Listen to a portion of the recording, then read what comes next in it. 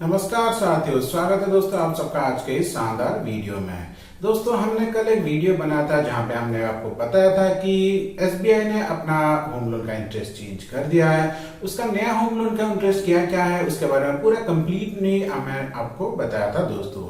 उसी वीडियो के ऊपर दोस्तों हमने ये वाला हमें कमेंट आया है जहां पे अश्विन मोचन जी जो कि उड़ीसा से हैं, हम ये जानना चाहते हैं कि उनकी सैलरी, उनके गवर्नमेंट जॉब है, उनकी सैलरी 42,000 है, पर इन हैंड उनके पास 36,000 सैलरी आती है। तो 36,000 सैलरी में उनको होम लोन का किस तरह से प्लानिंग करना चाहिए, और दोस्तों उन्होंने ये भी जानना चाहा कि उनको कितना रुपए का होम लोन मिल सकता है, कितने साल के लिए उनको होम लोन लेना चाहिए। बेसिकली उन्होंने अपनी सैलरी के ऊपर होम लोन का एक प्लान हमसे डिस्कस करना चाहा है। तो दोस्तों हमने उनको एक वायदा किया था कि अगले वाला वीडियो यानी कि आज का वीडियो उन्हीं के लिए डेडिकेटेड होगा। तो दोस्तों उनके लिए भी डेडिकेटेड करते हुए चलिए आज का ये वीडियो शुरू करते हैं। तो दोस्तों आपकी सैलरी अगर 35,000 के आसपास है तो दोस्तों आपको आराम से 20 लाख रुपए तक का होम लोन मिल जाएगा दोस्तों। अगर यहाँ पे आपने कुछ एक और कोलेटरल ऐड करते हैं तो आपका होम लोन बढ़ के और ज्यादा हो सकता है दोस्तों। जैसे कि मान लीजिए आपके नाम पे कोई एक जमीन है, आपके नाम पे कुछ एक फ्लैट है, या फिर आपका कुछ और कोलेटरल है, वहां पे अगर आप ऐड करते हैं तो आपका होम लोन बढ़ जाएगा दोस्तों। अगर आप यहाँ पे को एप्लीकेंट ऐड करते हैं, जैसे कि आपकी वाइफ हो गए, आपके पेरेंट हो गए, वो आपका जो होम लोन है और ज्यादा आपको मिल सकता है दोस्तों। प्रोवाइडेड इसका एक कंडीशन होता है कि आप जिनको भी एज ए को एप्लीकेंट ऐड करेंगे उनका कुछ ना कुछ सोर्स ऑफ इनकम जरूर होना चाहिए। अब दोस्तों बात करते हैं थोड़ी सी इसकी दोस्तों डॉक्यूमेंट की। तो दोस्तों होम लोन के लिए क्या क्या डॉक्यूमेंट चाहिए उसके ऊपर हमने एक डेडिकेटेड वीडियो बनाया था। इसका लिंक दोस्तों आपको नीचे डिस्क्रिप्शन में मिल जाएगा। अगर आपको ये जानना है कि डॉक्यूमेंट क्या क्या चाहिए तो उस वीडियो को आप एक बार जरूर चेक कर सकते हैं। हालांकि दोस्तों अगर आप किसी प्लॉट के ऊपर, मान लीजिए आपके ऊपर कोई एक प्लॉट है, आपके नाम पे कोई एक प्लॉट है, अब उस प्लॉट के ऊपर आप कुछ घर कंस्ट्रक्ट करना चाहते हैं, तो दोस्तों उस प्लॉट का जो ओरिजिनल डॉक्यूमेंट होगा वो बैंक को आपको सबमिट करना होगा जब तक आपका लोन क्लियर नहीं हो जाता।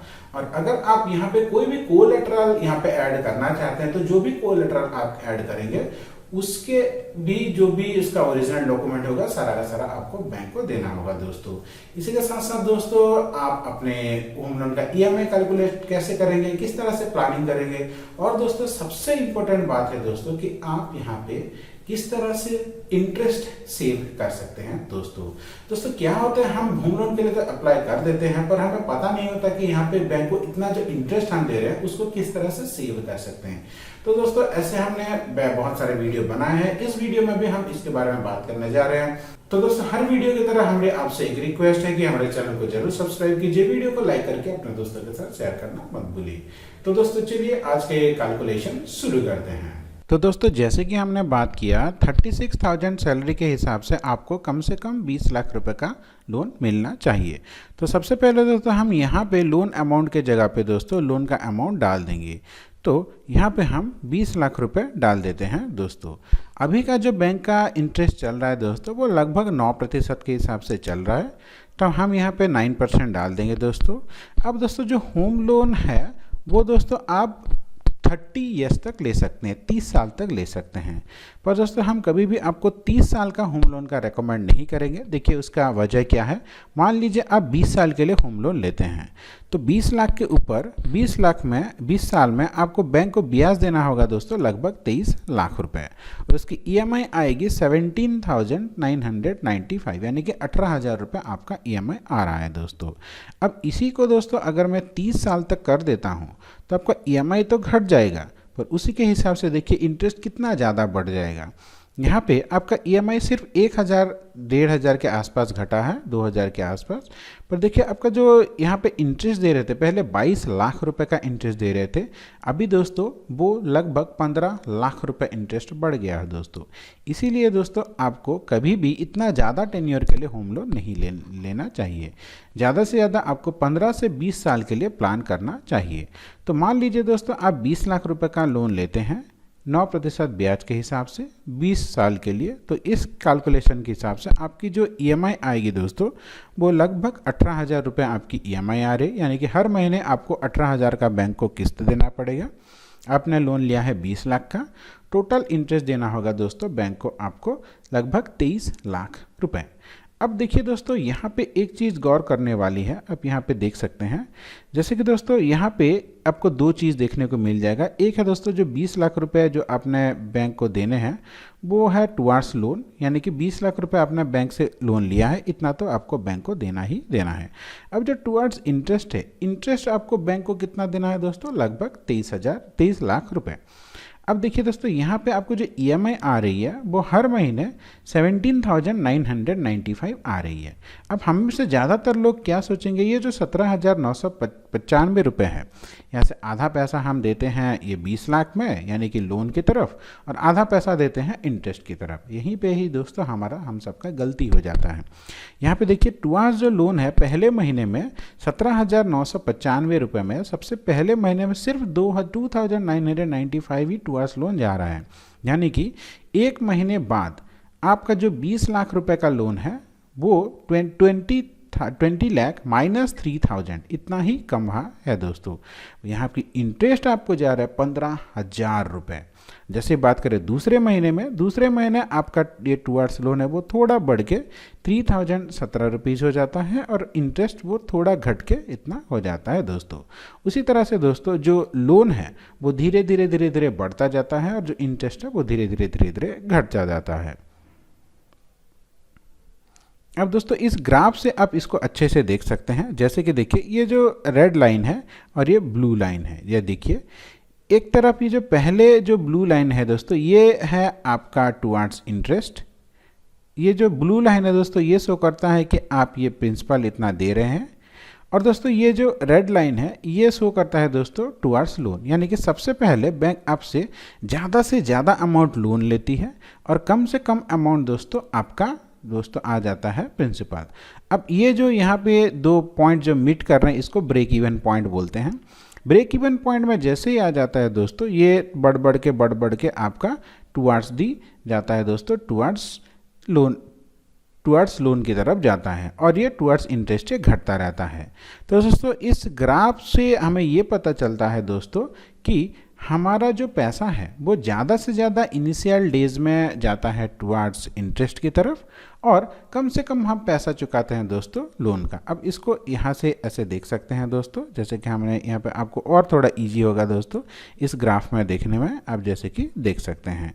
अब देखिए चलिए हम अपने पुराने ग्राफ में चलते हैं, और यहाँ से अगर हम अपने जो इंटरेस्ट है यानी कि अगर हम अपने जो प्रिंसिपल है इसको अगर हर साल थोड़ा कम कर दें, यानी कि प्रिंसिपल अगर घट जाए तो हमारा इंटरेस्ट भी घट जाएगा। तो उसके लिए क्या करेंगे दोस्तों, हमारे पास कुछ ऑप्शंस हैं, जैसे कि यहाँ पे आप देख सकते हैं पे एक्स्ट्रा EMI एवरी ईयर, हर साल आपको कुछ ना कुछ EMI देना पड़ेगा। अब मान लीजिए हमें बैंक को एक एक्स्ट्रा EMI हर साल दे देते हैं, तो उस हिसाब से दोस्तों अगर आप एक EMI एक्स्ट्रा देते हैं, देखिए जहाँ पे आप 22,86,000 यानी कि लगभग 23 लाख रुपए का इंटरेस्ट दे रहे थे, सिर्फ एक EMI एक्स्ट्रा दे के वही पैसा घट के दोस्तों हो गया दोस्तों 18 लाख रुपए, यानी कि दोस्तों आपने 5 लाख रुपए सेव कर दिया। अब हम आपको दिखाते हैं, देखिए ये चलता रहता है EMI, ये पहले एक महीने से स्टार्ट हुआ, 1 महीना 2 महीना 3 महीना इस तरह से आप दे रहे हैं। जैसे ही 12वां महीने आया, यानी कि यहाँ पे 12वें महीने जैसे ही आया दोस्तों, 12वें महीने में आपने एक EMI एक्स्ट्रा दे दी, यानी कि साल के एंड में आपको एक EMI एक्स्ट्रा देना है। उस तरह से दोस्तों जैसे ही 13वां आया, अपने 24वें महीने में और एक EMI यहाँ पे एक्स्ट्रा दिया है दोस्तों।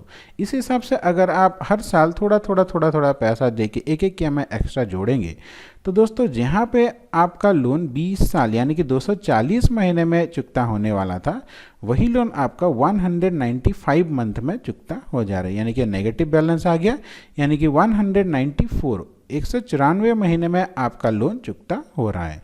कहाँ 240 महीने में जिस लोग को लोन को चुका रहे थे, अभी वो 194 महीने में हो रहा है, यानी कि आपने अपने लोन के ऊपर ना कि दोस्तों यहाँ पे 5 लाख 4.5 लाख रुपए का सेव किया है, बल्कि आपने बहुत सारा टाइम भी सेव कर लिया है दोस्तों।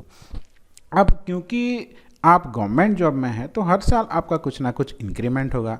उस इंक्रीमेंट वाले पैसे को अगर आप यहाँ पे डाल देते हैं, मान लीजिए आपका हर साल 5-6% से इंक्रीमेंट होता है, तो जो 5% से इंक्रीमेंट होगा उसी 5% को अगर आप यहाँ पे डाल देंगे तो देखिए इसका जादू बूम, सिर्फ 12,90,000 रुपये। यानी कि दोस्तों जो EMI को आप पहले 23 लाख रुपए का इंटरेस्ट दे रहे थे, उसी को आप अभी इंटरेस्ट दे रहे हैं दोस्तों सिर्फ 13,90,000, यानी कि 13 लाख रुपीज़। तो दोस्तों लगभग आपने 9 लाख रुपए सेव कर लिया अपने होम लोन के इंटरेस्ट के ऊपर। अभी अगर इसका टाइम को हम देखें तो कब तक हमारा लोन ख़त्म हो जाएगा, तो देखिए दोस्तों यहाँ पे नेगेटिव वैल्यू आ रहा है 132 महीने में हमारा लोन ख़त्म हो रहा है। पहले ये ख़त्म हो रहा था दोस्तों 240 महीने में, अभी ख़त्म हो रहा है 132 महीने में। यानी कि दोस्तों 132 महीने मतलब लगभग दोस्तों 11.5 साल, 11 साल 4-5 महीने के आसपास होगा। तो 20 साल का लोन को आपने आधे टाइम के आसपास में ख़त्म कर दिया। उसी के साथ साथ दोस्तों आपने अपना बहुत सारा पैसा जो कि बेकार में आप बैंक को देते उसको भी सेव कर लिया दोस्तों। तो इस तरह से आप अपना होम लोन का प्लानिंग कर सकते हैं दोस्तों आराम से, और अपना लोन लेके इजीली अपना घर कंस्ट्रक्ट करके आप इसको प्रॉपर प्लानिंग के साथ होम लोन लेके खुशी खुशी अपना घर में रह सकते हैं। आशा करता हूँ ये छोटा सा वीडियो आपको अच्छा लगा होगा। इसके ऊपर अगर आपको कुछ भी डाउट है तो हम आपका ज़रूर कमेंट कीजिए, हम उसके ऊपर भी एक डेडिकेटेड वीडियो बनाएंगे। आपका दिन मंगलमय हो। धन्यवाद।